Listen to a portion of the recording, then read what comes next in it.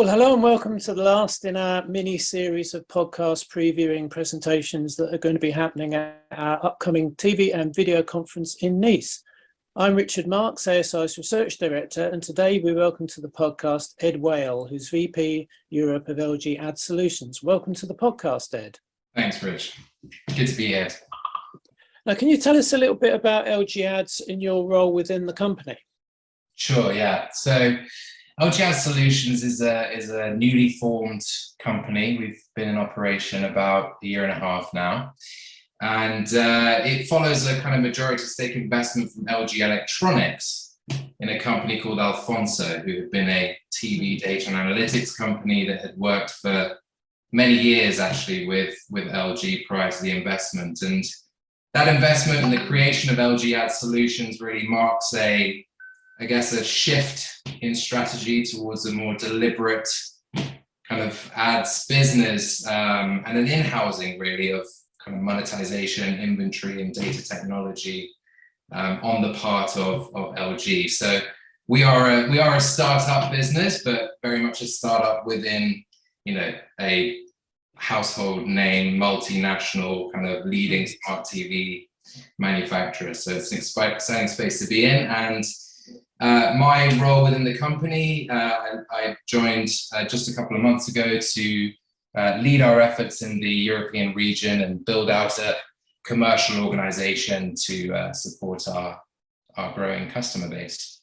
I definitely come across the name Alfonso at various conferences over the last 4 or 5 years or so. So that's useful background. Yeah, I think also, if I may, I guess the sort of heritage of Alfonso in TV data and analytics is really going to stand us in good stead as we roll out some of the data products as well that comprise, I guess, our offering.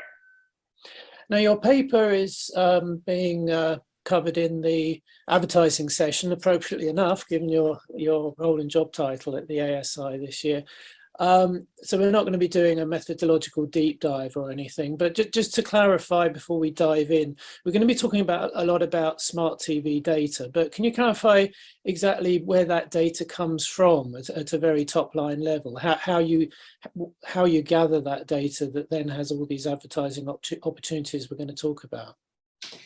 Yeah, for sure. I mean, as you pointed out, we're going to go into, I guess, more depth during the paper, but just to take, I guess, a couple of steps back as well to talk about some of the higher level trends that we're seeing in the market. I mean, I think there's two key drivers here for, the background to really the value that OEM data can provide. So the first is smart TV adoption, right? We're seeing essentially, penetration of smart TVs in households across key media markets like the US and of course across Europe as well reach significantly high levels, right? So the primary device now for viewing TV content, regardless of that delivery mechanism, be that free to air or streaming applications, is via a smart TV. And the second kind of key trend within that we're seeing is a generalized shift from linear kind of style of delivery, broadcast one-to-many signal, to streaming-based viewing. And I guess we'll talk about definitions of what streaming is supposed to be, but what we really understand that to be is, content delivered over the public internet.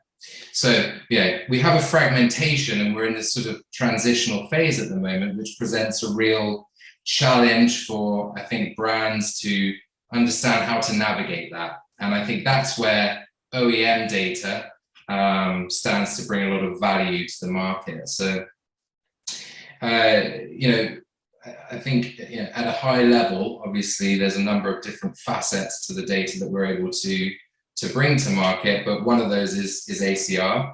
We recently announced the rollout of our ACR technology across 27 markets internationally, and that is that's a big development obviously in our and just to clarify what you mean by ACR data, well, what exactly is that? Yeah, so ACR stands for automatic content recognition, and essentially what that comprises, without wanting to oversimplify too much, is a two-stage process. So the first stage is indexing content, right? So ingesting content from multiple feeds, and that content can be commercial content, it also can be advertising content. And based on picture analysis and other metadata, we're able to create an anonymized digital signature for content. And how is that within a catalog, a database? Once we have software, I think, obviously deployed and fully opted in at the device level, we're then able to understand at runtime, what content is played out on the glass, and essentially seek a match to, that anonymous digital signature that we previously cataloged, right? So this is essentially bringing, I think, what linear TV has stood to benefit from, which is, converting a one-to-many signal into, or rather bringing the capability of device level and household level measurement and activation to the one-to-many medium of linear TV. So effectively, that means anything going through an LG set, whether it's your content or someone else's, you're able to at least identify. That's right, yes, provided the software has been deployed and opted into, correct. Yeah. Which is what's getting measurement people so excited about the concept of connected TVs, because as we move more towards IP delivery, it raises the question of whether you need things like people meters attached to smart TVs, or whether the technology is inside. So it's definitely going to be a lot of interest in your presence and paper at the conference. So can you talk a bit more? You mentioned the rollout of the technology globally. What about, do you think, the main advantages smart TVs are able to bring to the TV advertising market? What are the main opportunities that are there? There are a number of use cases. Obviously, I think the one that's perhaps gaining most traction and there's most interest in, given the trends that we were speaking to around linear transition to streaming, is managing reach and frequency at a more granular level between your linear TV deployment and your streaming deployment. And so that's a key tenet of what ACR brings, but of course there are multiple other opportunities as well, which we'll dive into in the session. Now, the other thing that's very connected to, if you forgive the puns, connected TVs, the discussion around them, is the acronym FAST, F-A-S-T, free ad-supported television. How would you differentiate those services that are offered primarily by the set manufacturers themselves, but also other companies? How would you differentiate those from sort of more standard AVOD services that have been available OTT for a while? Yes, the definitions question is a great one, and I think it's a shifting sands, isn't it? It's I read somewhere actually recently in a report that explainer documents that are being put together by agencies really only stand for 6 months before they have to then be updated again to be relevant and representative of what's happening in the market.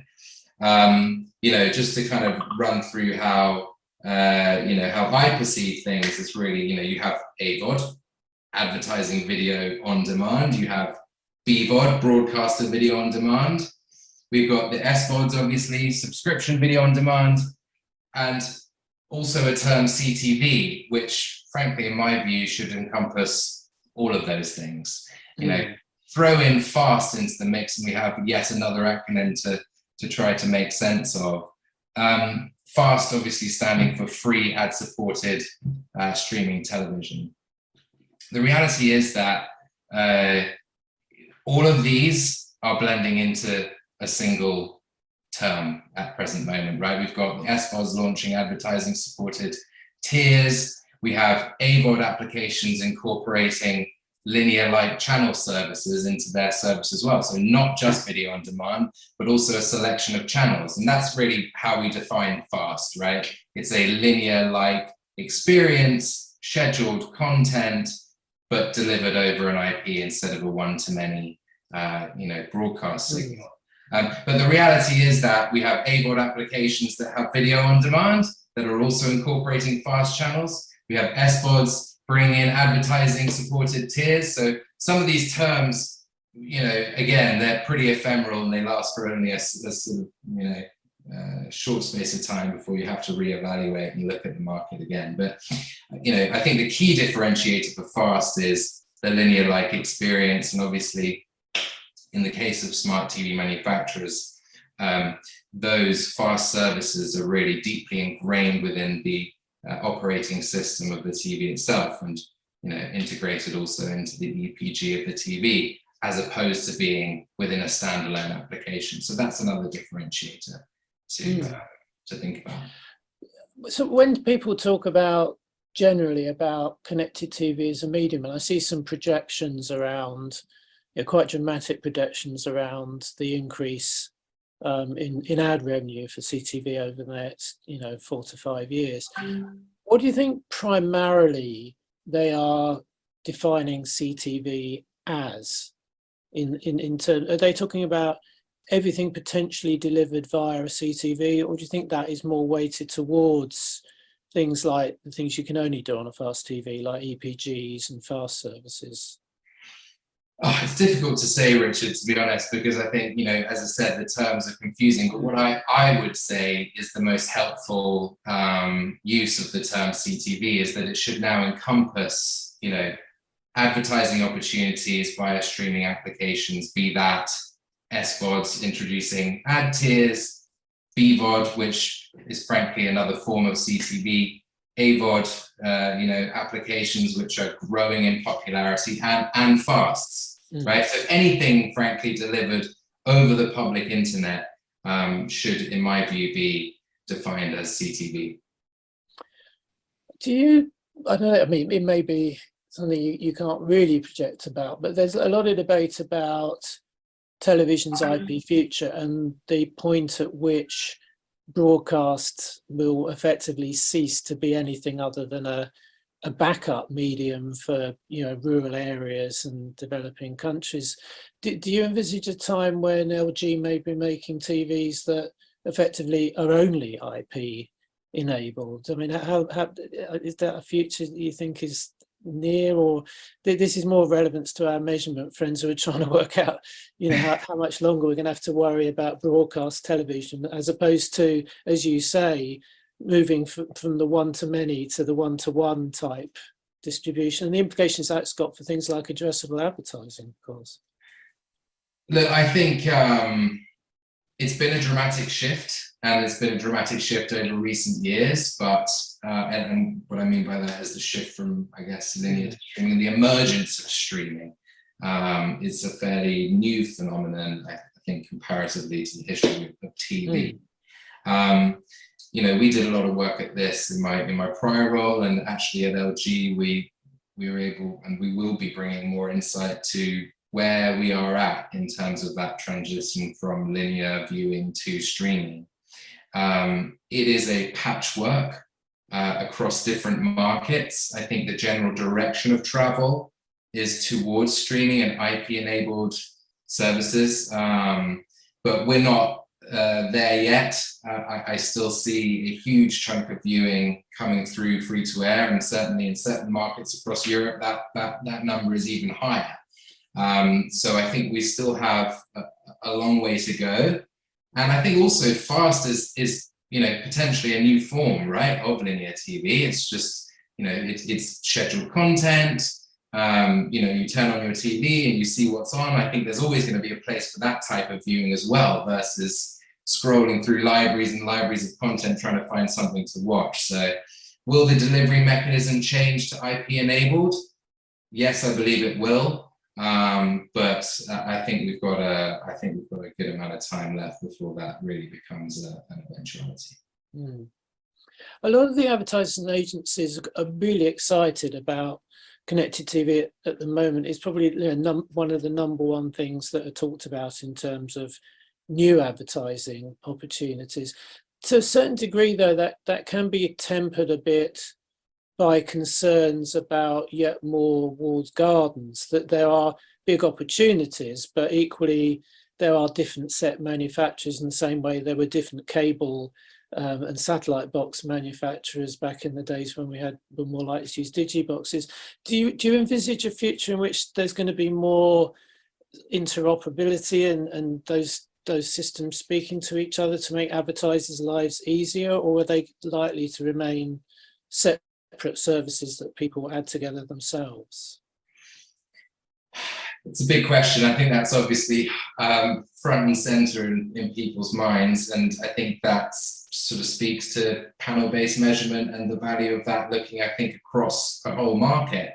But the granularity that is offered by, I think, OEM data also can't be ignored, and the opportunities that that brings for brands and advertisers. So for me, it's complementary.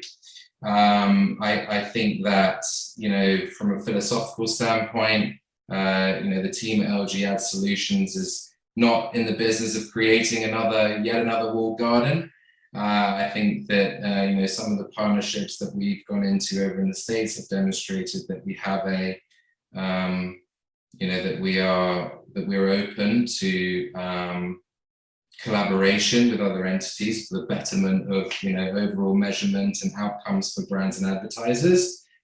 So we'll be seeking out those conversations, I think, over in Europe as well, to see where there can be collaboration to, I guess, bring the market forward. But of course, we're talking about some pretty nuanced dynamics as well, so I wouldn't want to go too far with that yet today.